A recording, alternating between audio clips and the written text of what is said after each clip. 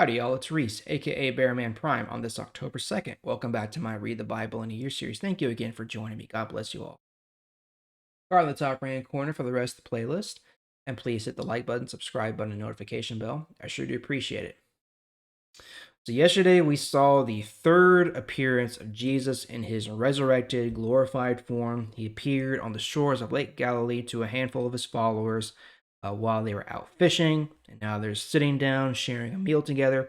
And now we're going to get a little bit more personal here as Jesus is going to talk, very intimately with Peter specifically. Because remember, Peter is the first one to follow Jesus, and unfortunately, he's also the first to deny Jesus when he was captured. Remember, Jesus foretold that he would deny him 3 times before the rooster crowed that morning, which of course he did, and it just tore him apart. So let's see how Jesus follows that up now. So let's go back to John 21 and start in verse 15.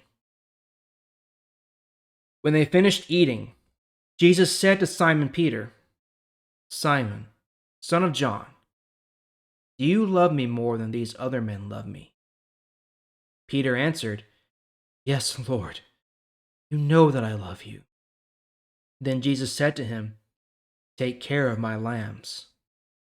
Again Jesus said to him, "Simon, son of John, do you love me?" Peter answered, "Yes, Lord, you know that I love you." Then Jesus said, "Take care of my sheep." A third time Jesus said, "Simon, son of John, do you love me?" Peter was sad because Jesus asked him 3 times, "Do you love me?" He said, "Lord, you know everything. You know that I love you." Jesus said to him, "Take care of my sheep. The truth is, when you were young, you tied your own belt and went where you wanted. But when you are old, you will put out of your hands, and someone else will tie your belt. They will lead where you don't want to go." Jesus said this to show how Peter would die to give glory to God. Then he said to Peter, "Follow me." Peter turned and saw the follower Jesus loved very much walking behind him. This was the follower who had leaned against Jesus at the supper and said, "Lord, who is it that will hand you over?" When Peter saw him behind them, he asked Jesus, "Lord, what about him?" Jesus answered, "Maybe I want him to live until I come. That should not matter to you. You follow me." So a story spread among the followers of Jesus. They were saying that this follower would not die. But Jesus did not say he would not die. He only said, "Maybe I want him to live until I come. That should not matter to you." That follower is the one who is telling these things. He is the one who has now written them all down. We know that what he says is true. There are many other things that Jesus did. Every one of them were written down. I think the whole world would not be big enough. All the books that would be written. All right, so first part there, Jesus is, kind of getting on to Peter just a little bit, but he's also trying to build him up and encourage him. And he asks him 3 times, once for each time Peter denied him, "Simon, son of Peter, or John, do you love me?" Each time Peter answers, "Yes, Lord, you know that I love you." Okay. Of course, Jesus does know this, but he has to, he wants Peter to actually say it. He wants it to declare it himself openly, right? You know that I love you. You know that I love you. And then he charges him with, "Take care of my sheep." Okay. Remember, Jesus is the good shepherd. We are the sheep. Right now, the sheep is mainly made up of the followers in Jerusalem, the Jews among the Jews, but eventually they'll bring in the Gentiles as well. But right now, it's just the Jews there in Jerusalem and in Israel. Jesus is telling Peter, "Take care of them. Take care of my people."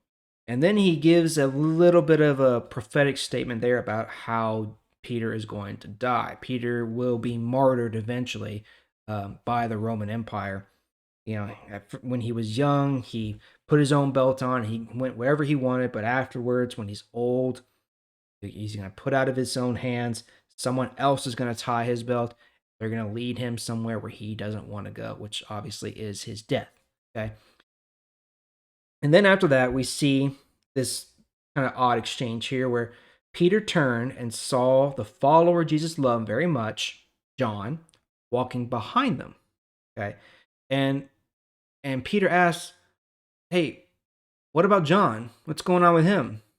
And Jesus answered, "Maybe I want him to live until I come.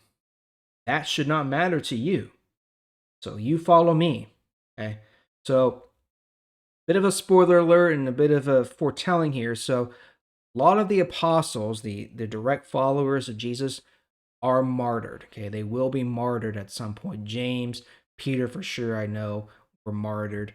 But John wasn't. He was one of the few that wasn't. He was actually exiled from Israel and the Roman Empire to the small island of Patmos, right? And there he lived. He lives out the rest of his days. So John was exiled. He wasn't killed outright, and that's something we'll touch on much later down the road, toward the end of the year, actually. But it's just kind of a foretelling of Jesus saying, "Hey, there's still some things that have to happen that I need to do, and maybe I want him to stick around until I actually do them." That's not your problem. That's not something you need to worry about. You just follow me. And of course, we see the ending here where John says that, he's declaring that he's the one writing this, the follower that Jesus loved is the one who is writing this, and that there are so many things, other things that Jesus did, both in his earthly ministry and then immediately after, that he could have written down, but there's just not enough books in the whole world to write down everything, right? Because after all, Jesus is God.